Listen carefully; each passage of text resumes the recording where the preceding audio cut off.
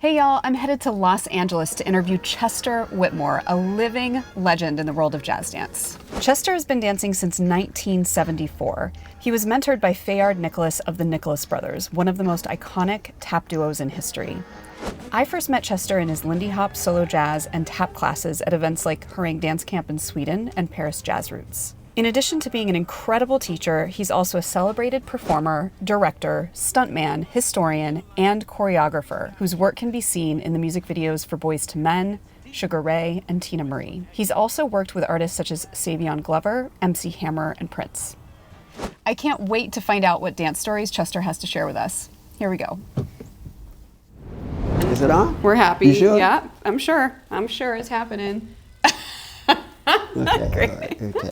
Hello, everyone, and welcome to our dance stories. My name is Megan Taylor Morison. And I am Chester Whitmore. The Chester Whitmore is here with us today. So we're going to be diving into some clips. I don't even know what we're watching yet. I've got some ideas, though. Okay, that's good. Yeah, that's good. I thought maybe we would start with the Nicholas Brothers and Cab Calloway and Stormy Weather. Oh, my God. And I'm just going to, turn it on, and then goodness. I want you to walk us through it. Okay. Okay. That's the movie that got me started dancing. It's the movie that got you started dancing? Yes, it was. All right. Yeah, and that is Cab Calloway's Orchestra. This is on the 20th Century Fox slot. Hey, Is boy. it really? Mm-hmm. Oh.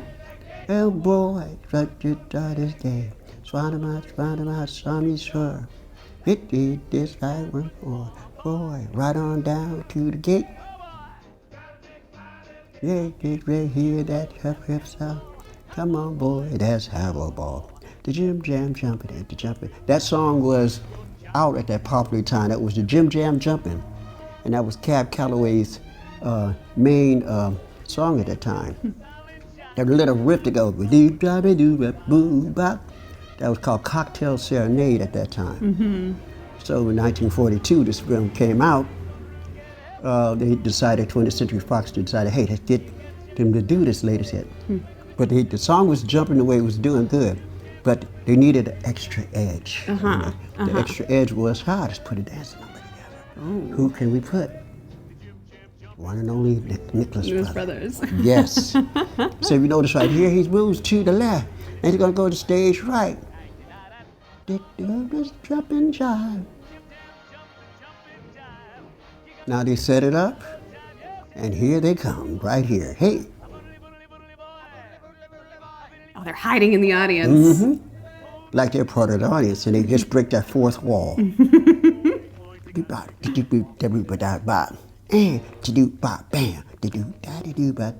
the thing.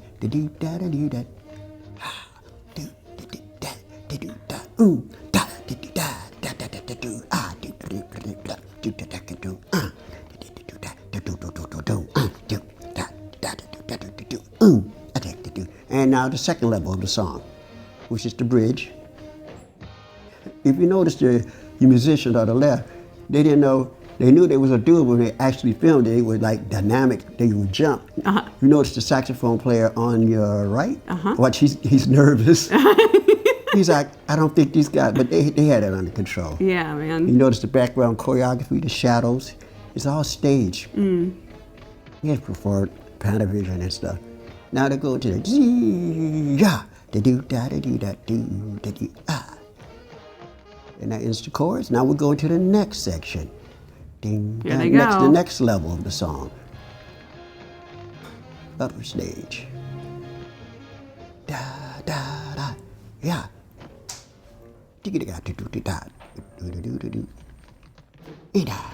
Call and respond to show their musicality.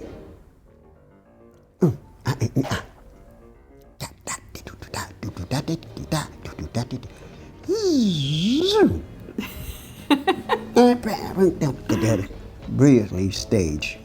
Now we're gonna go to the fourth level. Oh. Show footwork. Maybe the most famous level. Well, not yet. This is called the setup. If you notice, it's a setup to show their athletic abilities, really, which no hand splits. Watch this, no hands. Did you ever learn how to do that? Yeah, I done it. Love it. I done this number 3 times. And they move to the 5th level. They wanted to do steps like Bill Robinson. No, they said, let's make it bigger. So they exaggerated. Now you set you up. Grab off. Now here's called that athletic flash, the breathtaking scene.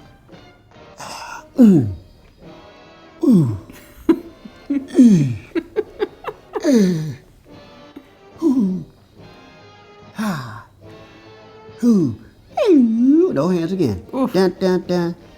And we go. The 6th level. Dun, dun, dun, dun, dun, dun, dun, dun, dun, dun, dun, dun. And your button. And that's it. Did they build this set for them specifically? Yes, first of all, the routine was supposed to be just flat. And the original choreographer for the show was the original choreographer for the Cotton Club, was named Clarence Robinson. He was the original choreographer for the Cotton Club. He flew in just to do this movie. Wow. But since they needed an edge for the song to be uplifted, Nicholas Brothers brought their own choreographer, which was the one and legendary Nick Castle. And he was one that worked with Afro-American dancers as well as white dancers and with jazz idioms together. So they listened to it, talked to Cap Calloway, they got together on this next chorus, we're gonna do this, and put some hits here. They said, hey, let's do Bill Robinson's stair dance, except to make it bigger. They said, oh my God, that big? Yeah, so they designed it, and he said, okay, we got this, we can get up to the top. What are we gonna do at the top? We're gonna do some footwork. He said, how are we gonna get down? He said, no, we're gonna leap down. What? So they decided to go bang, bang, go down the levels of steps. Now, you said you did this routine. Did you do that part of it? Yes, I did that. Oh my God. I've done that. And I don't want to do it again. Like in the words of Fayard Nicholas said, I'm glad it's on film because I don't want to do it again because it hurts. It seems like it hurts. No, Even if you're no. athletic, it hurts. Well, and you said this is what got you started? What do you, tell us that story. Story, I was researching tap dancing a long time ago. I wanted the dance I seen in the musicals, not that other stuff. Yeah. When you say that other stuff? Well, during that time, you got to remember that stuff that was out that time, it was the Motown scene. Motown going into the disco 70, which is all right for that time. I like older musicals. Why? Because there's a difference. Because they, today they dance from the technique and stuff, which is okay. But when you see older stuff, like Bill Robinson or Fred Astaire or somebody like that, they danced from the heart. It was real, and it was having fun. You felt it, yeah. Yeah, and it projected off the screen. And so that's what I was looking for. And a friend of mine said, there's a gentleman at the Inner City Cultural Center here, big place here in Los Angeles during the 60s. My friend said, just try to find this guy. And went to the center, and he wasn't there. Rolled my bike back, this guy sitting in the car trying to change a tire. Nobody was helping him. I said, this guy needs some help. You need some help? Come on, man, let me do this thing. Fixed the tire for him. He looked on my handlebars, and he saw the tap shoes. He said, oh, you're a hooper. I said, what? You're a hooper. He said, I tap dance. I'm going like this. Sure you do. He said, here's my card. Call me up. He said, come by the house. I'll teach you. Oh, well, that's convenient. I said, okay, because I didn't believe it. Yeah, but I went. Went over there, knocked on the door. He said, come on in. He said, wait a minute, let me show you this. And he got up there and it was, he said, if you want to learn, I'll be glad to show it to you. And that we had a great friendship. Come to find out that was the same guy that was supposed to be at the place where I was going, but he never made it because of the car tire. Whose name was? Fayard Nicholas. And at that time, I did not know him that well. I didn't know he was famous. Now you got to remember in those times in the late 60s and in the 70s, I met Fayard on the street, and he's at a home. Well, where are all these great dancers in LA or in New York? They were hiding. They were just, you know, some of them were still dancing, but it was not out. Clarence Landry was one of the unique tap dancers, and I met him. Clarence owned a cleaners. A cleaners. He said, you gotta learn how to dance here. In a cleaners. That's funny. You know how the clothes goes around on that Yeah. In the middle of the floor, there's a tap board. And you get out there and tap while he's cleaning. Wow. So I learned, he was also, his group was called The Hi-Hatters. Should we look them up? Are they on YouTube? Oh, yes, I got it All on right. YouTube. It's called Minstrel Days, 1941. And it's the story of minstrel shows. But the last remaining of the stories of how minstrel shows went, you know, in blackface and different things and stuff. Now, really, the whole cast, see, people don't understand, they painted their face black to come in there. But some of the guys that were black, they were really black people. You know, so they needed somebody to do the dance routine, so they would call them. So you didn't know if they were black or white. And plus to sell the show in the South, because you couldn't have no black dancers in the South. So, but if you paint everybody black, you don't know who's black or who's white. Wow, so even the black people, they put blackface on. Correct. Wow. That's crazy. That's crazy. It was very crazy. But the structure of that, how the comedians would come on a certain thing, you know, it was very, it stopped after Bill Robinson came on and they said, no, they don't have to put on blackface. Let them be who they are, show the talent the way it should be. Not that, you know, that other stuff. But this film was made as a short. And the short was made to show how was a minstrel made. Not to say we want to do it again, no. But it had a structure. Then when you look at it, you say, oh, now I can see how certain shows of today was made. It still has certain little element, but we cut out the other stuff. So they needed somebody to do a dancing. That's them. And that's my second teacher. Wow, which one? In the middle, Clarence, the tallest one. Watch the position, very elegant. That's the sawshoe. The Hi-Hatters, that was the original. And he was black. Yes, Okay. they're all ladies, so these three are black.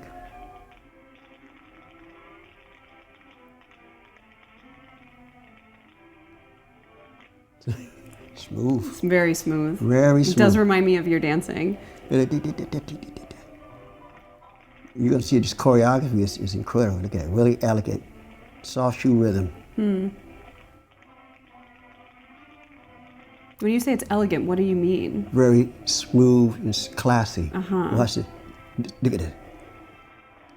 Breakdance move, swipes on the floor, making sounds. Now they're going to pick up the tempo. Now I'm going to the swing. Now they're going to swing it.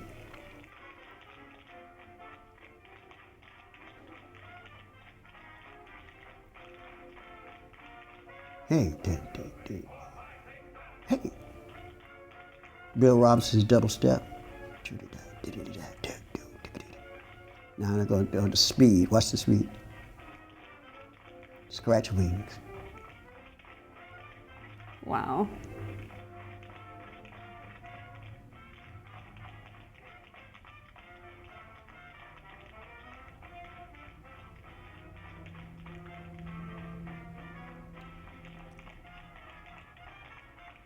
Woo!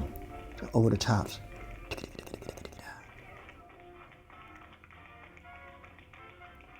And so you said this was to show people what minstrel shows used to be like? Yes. This was the last recording of a minstrel show, how it was. Wow, this is amazing. It's And crazy. what years were minstrel shows popular? 1800s. 1800s. 19 really meant 19s, and it's dissolved around the turn of the century. That's it. Wow, amazing. You know, but it was amazing that when this short was made, they said, we're gonna show what a minstrel show? They said, you really want it? He said, well, just to keep record. Not to say they want to bring it back, Yeah.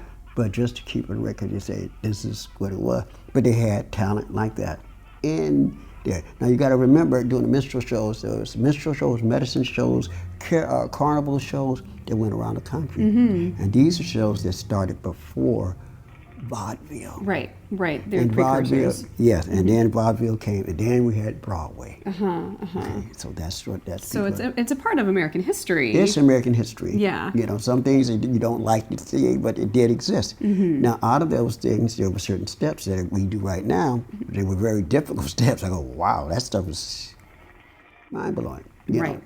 But it's unfortunately, it was in the context of not too cool.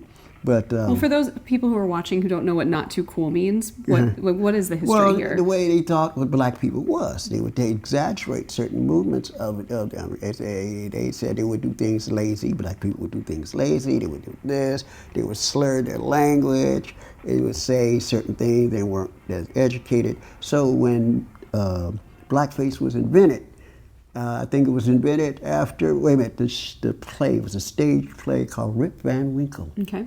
I think it's 1867, around that. But it was a play. And the guy said, how can I be, the audience really love me if it's a joke or a song? So they started looking at Afro-Americans doing songs and dance, and they said, I'm going to take that song, I'm going to take that movement, I'm going to exaggerate the movement, I'm going to exaggerate the movement. I got to be funny on stage. He said, but the only people that does certain things like that is somebody who were black. So they could take a cork and they would burn it and put it in a tray, mix it up and put black, and that's how blackface was invented. And they would go on and exaggerate, and they called it Jim Crow. And that's how people said, oh, that was funny, yeah. Then everybody wanted to do blackface. Yeah. Which obviously doesn't appreciate like the artistry, the brilliance, the correct. Right. So that was the segment. Yes, sir. But this film, you might see pictures of it, and some people say, "Oh, okay, yeah," but they have never seen a structure of it. Like I said, it was structured like this and this and this. Now, if you look at certain shows today, they had some of the elements of it, but they threw away a lot of the other elements. You know, there's a lot of unseen clips. Yeah. The dancers on it. You find, oh, that song. If you don't know who they are, it's kind of hard. You know? People would write in about it, saying this is unique, but who are the guys? Nobody knew. I wrote him. The guy was shocked. You know who these guys? I said, yeah, I know everybody on there. Yeah, I said, unfortunately, those are my teachers. Yeah. Let's do one more clip.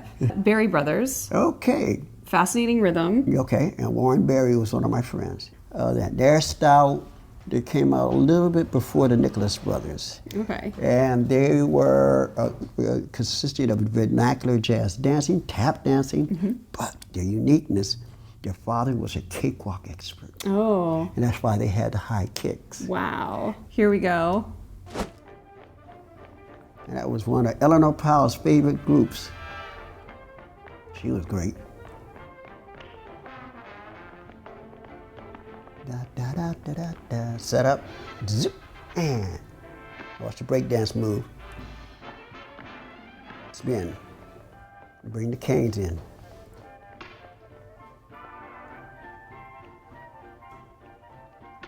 Now you got to remember, this is called a flash act. Okay. Look at that. The timing with the cane is zoom. And footwork. Two different rhythms. Upstairs doing something. Great. Da, da, da, da. You know that was the shim sham, right? Yeah. Da da da da. Da da da da da da da da da da. Wow, there is so much going on. It's a lot. Counter rhythm. Dun, dun. Hey, ha. Hey. Not a hey. Zip. I said, oh, good. Where did they learn all this stuff? Their dad, yeah, that's what they did. You got to remember the groups that came before them. Like I said, during the minstrel days, there's acts. You take a bow. Hey.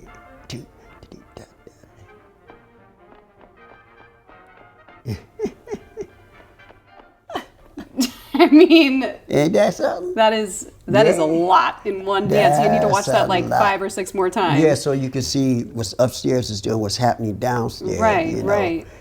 Ananias was the one that can do, like, they would do a routine and they said, he's going to end it off. And they'll say, give me 8 counts. 1, 2, 3, 4, 5, 6, 7, 8. He said, he's not going to make it at the end of that number. You know, da da da da da da da da da da da. That's only 1/8. He said, okay, and this is what I'm gonna do. I'm gonna do a hinge, kicks, pop up, and front somersault, split, back, turn around, pose. No big deal. Yeah, he said, all that in 8 count. He's not gonna make it. He said, I'll bet. Yeah, but he said he's gonna do this, back, split. Everybody in the wings. Making their bets. He ain't gonna make it this time. It depends on the tempo of the music. He goes, shit, bop, dee, bam, boom, bam, he goes, shit, boom, bop, da, do, do, do, do, do, bop, ten, and everybody goes. Did you just see that? Maybe we have time for one more. Is there one more clip you want to show? Let's see what you liked. What kind of the clips you like? We talked about a lot of the group tap dancers, but let's talk about the women tap dancers. Okay, all right. Let's talk about women. We'll do tap. one clip. Which clip would you like? Swing is here to stay. Swing is here to stay, and we'll end on this one. Okay, and that's one of my great friends, Jenny Lagong. Have you heard of her? I've not heard of her. Okay, Jenny Lagong was the live Minnie the Moocher. Is that her? That's her. Okay. Look at her tap shoes. They're like sandals and ballet shoes. Look at this. Wing time step. Wow. And you knew her? Chuck. Oh yeah, I danced with her and her sister. Wow. So this was filmed in LA also? Mm-hmm. Paramount Studios. What Eddie Cantor told you, he was in blackface right there, see? Look at on the toes. He said, no, they gonna be themselves. I said,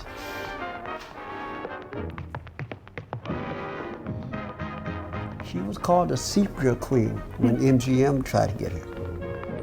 From where? From here, for her. They had her and Eleanor Powell supposed to do a movie together. And so what inspired you as you were like, this is the last clip? Like, what about her dancing you love? I love the way how she get the joy of it. Yeah, See? yeah. She flows, look at a truck in and Tack Annie. She kicks out Charleston. Now here's the 3 girls that were also in the Cotton Club. Look. Wow. What are their names? Called the Peters Sisters. They were like the Supremes singing group. Yeah. But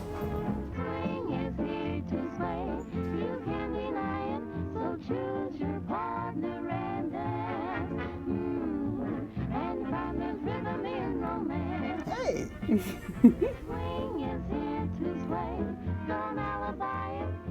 Now, Jenny Lagong was responsible. She was the first Afro-American female that got a major contract for MGM. Wow.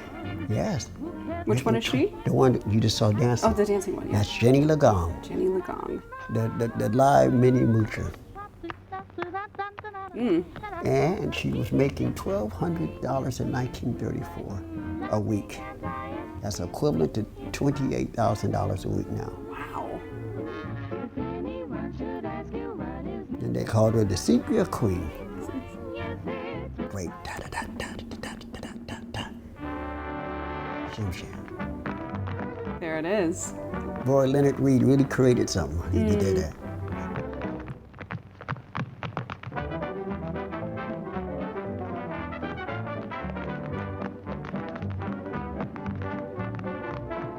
I liked it. Great. Hey, Rusty Dusty. All the classics. Now this next scene you're gonna see. Trucking. Why are you giggling? You tickle me. I know these people used to hang out with them. It's cute. There they go. Now as they go to the finale, everybody. Now, she was so inspirational, all the movements and stuff. And this is where Michael Jackson did his thing on Smooth Criminal when we worked on that. And he's, I want to know, you see that thing with the lean that Michael Jackson did? Got it from her in this. Really? In this video? She does it. She does the lean. And everybody kept on. He said, but you guys do it with wires. We don't. I'm going to show you. Watch this. It was an old vaudeville act. It's a trick. Watch what they do.